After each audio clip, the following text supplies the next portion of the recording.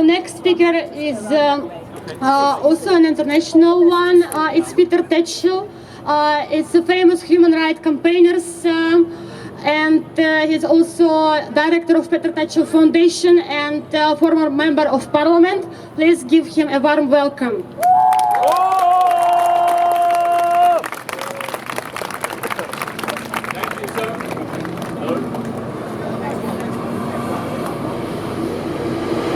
Thank you so much. I just want a little correction there.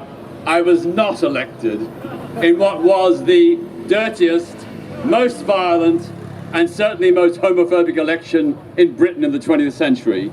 But I never made it to Parliament, but my good friend John McDonnell and others did, so hats off to them.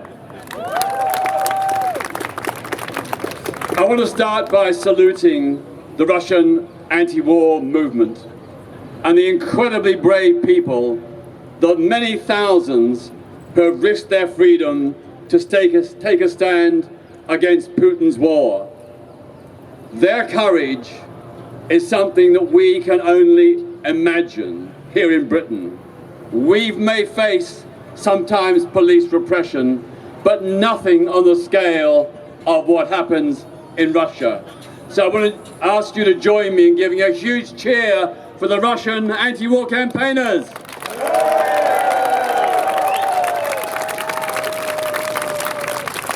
Their protests remind me of the protests against the Vietnam War by American citizens. In the 1960s and 70s, tens of thousands, hundreds of thousands of Americans protested against their government's unjust, illegal war in Vietnam. The protests in Russia today are in that tradition.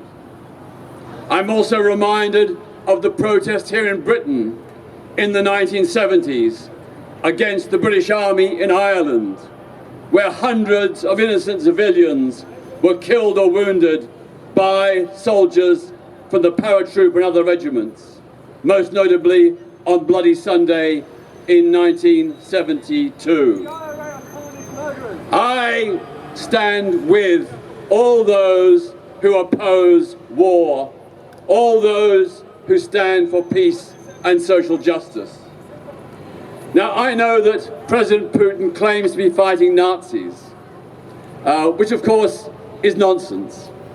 There are a handful of Nazis in Ukraine, like there are in Britain, the United States, and every other country. But they have no power and they have no influence.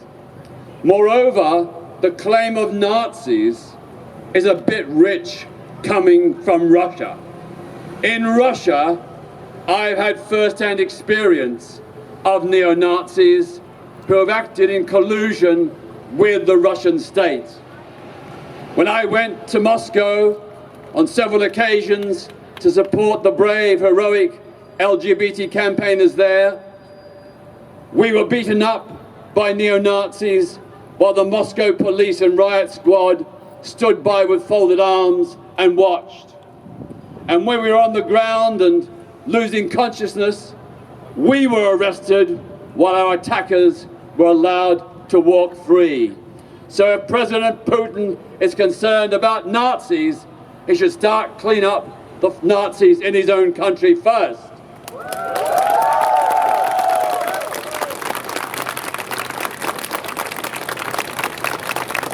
For me, the war in Ukraine, the resistance of the people of Ukraine, is a struggle between Ukrainian democracy and Russian fascism.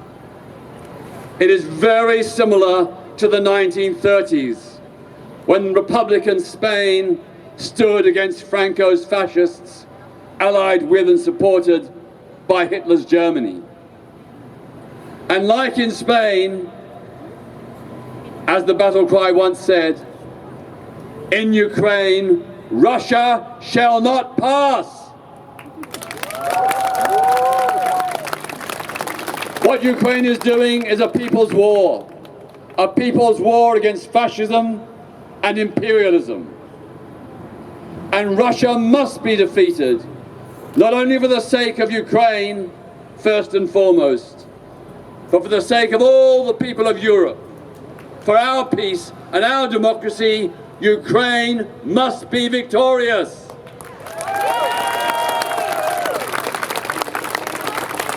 We all know that the Russian state today has all the characteristics of a fascist regime. The right to protest, the right to free speech and a free press, freedom of expression, all those basic fundamental human rights do not exist in Russia today. We have seen for decades the way in which independent and free trade unions in Russia have been crushed by the state and by those heroic workers taking a stand. They have ended up in prisons and gulags. The Russian regime protects the oligarchs. It is a shark capitalist regime where the bosses rule and ordinary people are under thumbs of the oligarchs protected by the state. Russia is also an imperialist state. It is doing to Ukraine what the United States did to Vietnam and Iraq. It has echoes of the Nazi massacres in the Ditche during the Second World War. When I see the stories and the pictures from Bucha, I'm reminded of the Ditche and the many other places where the Nazis wrought their terror.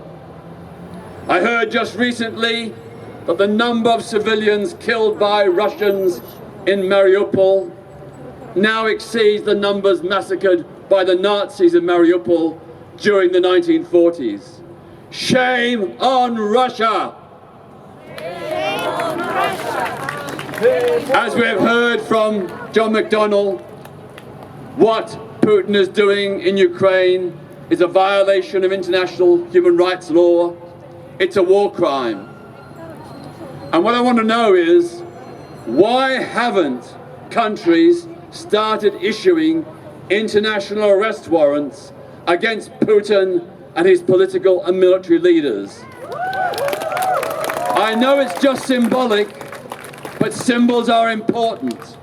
We have the evidence of crimes under international law, and Britain, the United States, and every country in the world should now be issuing international arrest warrants for those Russian political and military leaders.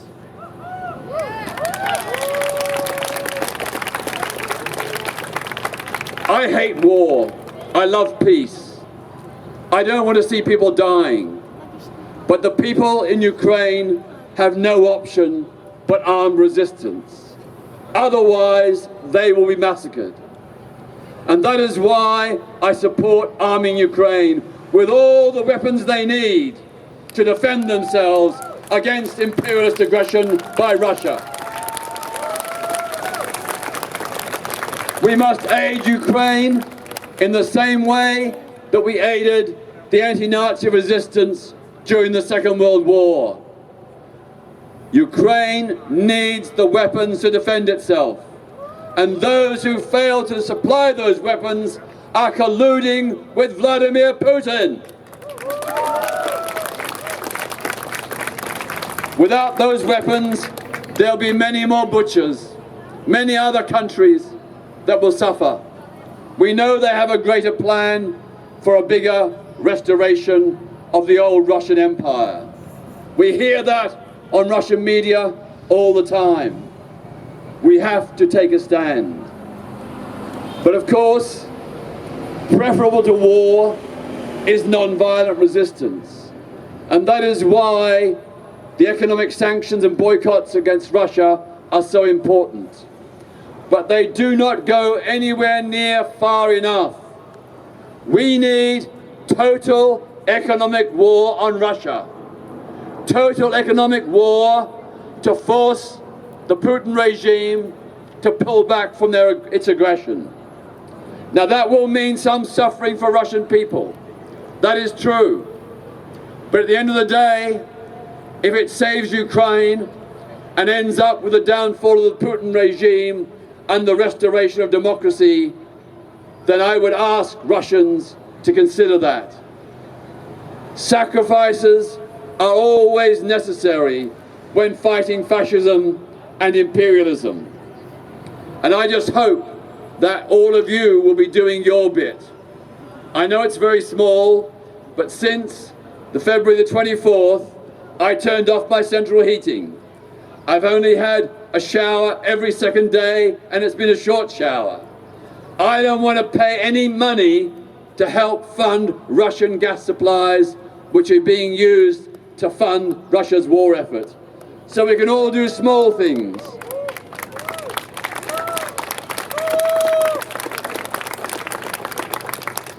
Finally, I just want to repeat, huge admiration to those Russians who are risking their lives and freedoms to protest against the war. You are true heroes and heroines of this struggle. You are showing what solidarity with Ukraine really means. I salute you, I praise you, and you will win. The people of Russia and the people of Ukraine will win in the end, because no tyranny lasts forever, no aggression lasts forever. Peace, democracy, and victory will come. Thank you.